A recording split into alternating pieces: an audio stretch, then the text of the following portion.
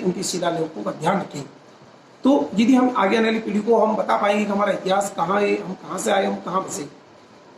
साथ ही जो इंदौर, उज्जैन या इस क्षेत्र में जो बरसी का जो क्षेत्र लगता है, नागदा क्षेत्र या जो पूरा इधर का जो क्षेत्र लगता है, इस क्षेत्र में एक जो बरसी गांव आता है जो ताल मंडावल रोड पर है।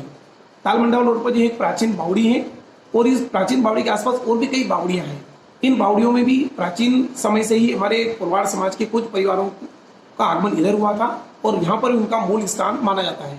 यहाँ पर जो है देखा जाए तो ये बावड़ी के आसपास जो है, बावड़ी के अंदर धनुतिया गोत्र की, काला गोत्र की, घेसोटा गोत्र की, मुजावदिया परिवार, घड़िया परिवार, घरिया जिनको लिखते हैं, इन सभी परिवारों के कुल देवता, पूर्व देवता सती माता जी के प्राचीनतम स्थान है, जो अब सुविधा की दृष्टि से कुछ परिवारों ने बाहर मंदिर के रूप में स्थापित कर दिए, कई चबूतरा बनाकर स्थापित कर दिए, कुछ लोगों ने थोड़ा दूरी पर उनको अपनी पूजन की सुविधा के हिसाब से स्थापित किए हैं, लेकिन मूल स्थान बावड़ियों में ही है और वहाँ सुविधा की दृष्टि से ही हम बाहर उनको स्थापित करके पूजते हैं उनकी दिशा से। साथ साथ में ये भी देखने को मिलता है कि कुछ परिवार यहाँ से कहीं और चले गए हैं तो उन्होंने अपने परिवार के कुटुंब के साथ उसी गांव में छोटे छोटे दिशा के हिसाब से पूर्वजों की भिरू जी की स्थापना की है और वहीं वो पूजन करने लगे। और 1 वर्ष, 2 वर्ष, 5 वर्ष में भी कभी यहाँ नहीं आ पाते हैं और आने वाली पीढ़ी को पता ही नहीं है कि हमारे मूल स्थान पूर्वजों के कहाँ है। ऐसे ही और स्थान में आते हैं तो हम देखते हैं कामरिया गोत्र।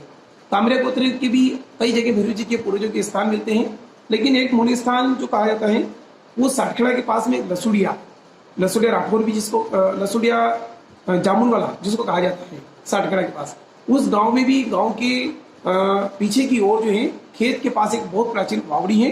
उस वावड़ी में ही कामरिया गोत्र के भिरू जी का मूल स्थान है और पास में ही सती माता जी का स्थान है।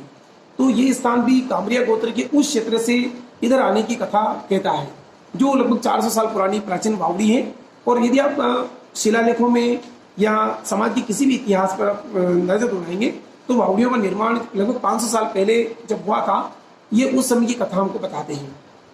साथ ही जमुनिया शंकर जो करड़िया ताल आलोट की इधर आता है, जमुनिया शंकर में मुजावदिया गोत्र की एक बहुत प्राचीनतम वावड़ी है जो अब बिल्कुल खंडर हो चुकी है, लेकिन मुजावदिया गोत्र के परिवारों की कुल देवता, पूर्व देवता का मूल स्थान आज भी वहां पर है और कई परिवार आज भी वहां पर वर्ष में एक बार विशाख पूर्णिमा को पूजन करने जाते हैं।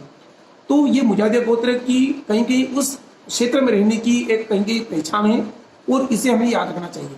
कुछ परिवारों ने दूरी की दृष्टि से आवागमन की असुविधा के कारण, जाने में दिक्कत आने के कारण जमुनिया शंकर से वहां से भिरू जी का कोई अंश लेकर, वहां से उनका कोई शिलालेख लेकर या उनकी कोई प्रतीकात्मक प्रतिमा मूर्ति लेकर जो है मेलखेड़ा में स्थापित करने का प्रयास किया। उस समय कुछ लोगों को इसकी क्षति भी हुई, लेकिन मेलखेड़ा में प्रतीकात्मक रूप से जमुनिया शंकर की पूर्वज कुल देवता का स्थान जमुनिया से मेलखेड़ा स्थापित किया है। इसलिए मेलखेड़ा में भी मंदिर वगैरह बना हुआ है। जमुनिया परिवार मेलखेड़ा में बना हुआ है, मुजावदिया गोत्र के परिवारों का भिरू जी का स्थान है, पूर्वज का, लेकिन मूल स्थान अगर देखा जाए तो प्राचीनतम वावड़ी जमुनिया शंकरी है। साथ ही हम देखें तो ऐसे ही रत्नावत गोत्र जो भेसोदा गांव आता है भवानी मंडी के पास, जो मंदसौर जिले के भानपुरा तहसील में आता है। भेसोदा मंडी में भी बहुत ही प्राचीनतम वावड़ी है। उस प्राचीनतम वावड़ी में रत्नावत गोत्र के भिरू जी पूर्व देवता का आज भी स्थान है और सारे रत्नावत गोत्र के आज भी एक ही स्थान पर अपने पूर्वजों का, कुल देवता का पूजन करते हैं। रत्नावत गोत्र की वो प्राचीनतम वावड़ी है और वो निश्चित है कि हमारे पुरखों की निशानी है और हमारे पूर्वजों की याद दिलाती है।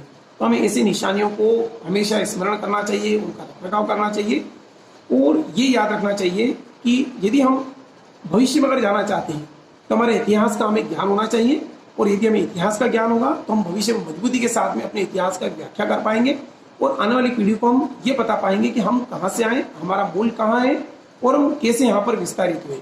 कई गोत्र के स्थान जो हैं अधिकतर नदियों के किनारे हैं। नदियों के किनारे जैसे डक्करा परिवार का बराड़ी में नदी के किनारे मूल स्थान है। सती माता जी का पूर्व देवता का नदी वहाँ पर बहती है, उस नदी के किनारे मूल स्थान है। इसी प्रकार से अगर जाए तो धानगढ़ गोत्र की भूज बेसला जो रामपुरा हमारा काफी प्राचीन नगर रहा है पुरवाड़ों का, तो रामपुरा के पास में ही थोड़ा सा आगे जाते हैं तो भूज बेसला नदी के किनारे धानगढ़ गोत्र के सती माता जी भिरू जी का पूर्व देवता का स्थान वहाँ पर बना हुआ है। रामपुरा में ही मंडवरिया गोत्र के, मुजावदिया गोत्र के और अन्य जो परिवार है मंडवरिया गोत्र के, या जो अन्य परिवार हैं उनके भी वहाँ पर कुल देवता कुल देवता हैं, उनकी छतरियाँ बनी हुई है जो हमारे पूर्वजों की निशानियाँ हमको बताती है। ऐसे ही आवरा जो चंबल रूप क्षेत्र है, आवरा में भी दानगढ़ गोत्र के, धनुतिया गोत्र के, शंकुद्वार जो चंबल नदी के किनारे हैं वहाँ पर भी मुजावरिया गोत्र के स्थान बने हुए हैं।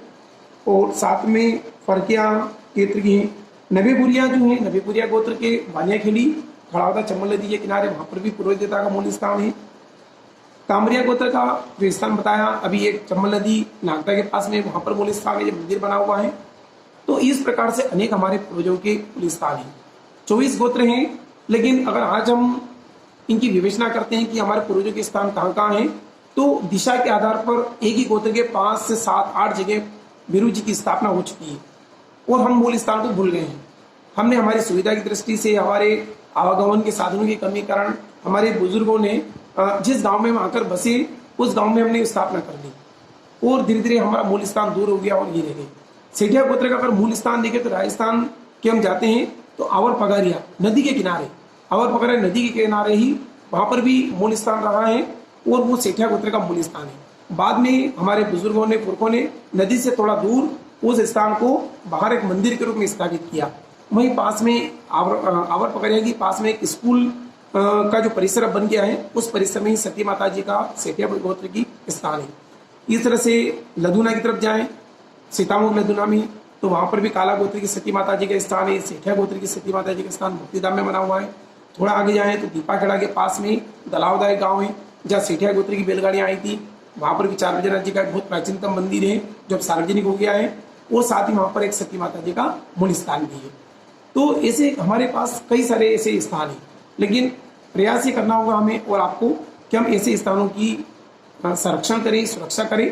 और यदि आपकी जानकारी में कोई ऐसे स्थान है, जैसे कोई शिलालेख है, मंदिर है, धर्मशालाएं हैं, तो हम इन इतिहासों को पुनर्जीवित करें और आने वाली पीढ़ी को सौंप कर जाए। यही आपसे निवेदन है। मैं जगदीश काला, पोरवाल समाज के इतिहास पर मालवांचल में हमारा कैसे प्रवेश हुआ, हमारे पूर्व देवता कुल देवी की स्थापना कैसे हुई, कुल देवी के बारे में कई सारी चर्चाएं होती है। हम कुल देवी के बारे में अभी विस्तार से चर्चा नहीं कर पाएंगे क्योंकि हमें जितनी अभी तक जानकारी है कुल देवी के बारे में, हमें इतनी ही जानकारी है कि हम जब जांगली प्रदेश से मालवा में जब आए थे तो वहीं पर हमारी कुल देवी का मूल स्थान नांदिया तीर्थ जो नांदेड़ गांव है, वहाँ पर ही पास में एक पिंडवाना शहर है जहाँ रत्नाशाह, धरणाशाह, पोरवाड़ बड़े वीर शूरवीर थे। उनके पिताजी के द्वारा जो है पिंडवाना शहर बसाया गया था। उसी पिंडवाना शहर के प्राचीन पोरवाल बावड़ी के अंदर कुल देवी अंबिका जी की मूर्ति स्थापना की गई थी। प्राचीनतम स्थान वहीं पर है। और उसके बाद में हम जब वहाँ से पलायन करके यहाँ आ गए, हमें हमारे कुल देवियों का मूल स्थान पता ही नहीं चला। लेकिन कुछ इतिहासकारों की हम किताबें पढ़ते हैं, जैसे बीसा पोरवाल समाज की जो पुस्तक हम पढ़ते हैं, यही हमारा एक घटक रहा है। तो ये बीसा पोरवाल समाज की जो पुस्तक है, इसमें ये कुल देवी की प्रतिमा का चित्र में उपलब्ध कराते हैं और ये कहते हैं कि ये पोरवाल समाज की कुल देवी का वही स्थान है जो पिंडवाना की प्राचीनतम पोरवाल वाड़ी में स्थापित थी, जो अब कुछ वर्षों बाद जो है जैन तीर्थंकरों के आशीर्वाद से वहाँ के जो पोरवाल श्रेष्ठी जन थे जो अब जैन कहलाते हैं, उन्होंने नांदिया तीर्थ में भगवान महावीर का बड़ा भव्य मंदिर बनाया और उसी में कुल देवी अंबिका जी की मूर्ति स्थापना की। साथ साथ में आप माउंट आबू के दिलवाड़ा मंदिर में जाएं, रणथंभौर राणापुर जी जिसको हम कहते हैं रणकपुर में जाएं, या और भी जो दिलवाड़ा के मंदिर है वहाँ सब जाएं तो पोरवालों की कुल देवी अंबिका जी का आपको वहाँ पर भी दर्शन होगा। क्योंकि जगलू शाह, रत्ना शाह, धरणा शाह, भावड़ शाह, जावड़ शाह, लुंका शाह, इनके द्वारा जो मंदिर बनाए गए हैं और इन्होंने जो स्थापना की उसमें सबसे पहले अपनी कुल देवी अंबिका जी की स्थापना की है और साथ साथ में वहाँ पर अपने इतिहास को जीवित रखा है। पोरवाल समाज की इतिहास चर्चा 4 में बस आज इतना ही। अगली चर्चा हम और आगे करेंगे यदि आपका मार्गदर्शन सानिध्य में मिलेगा। धन्यवाद। सदैव आपका मार्गदर्शन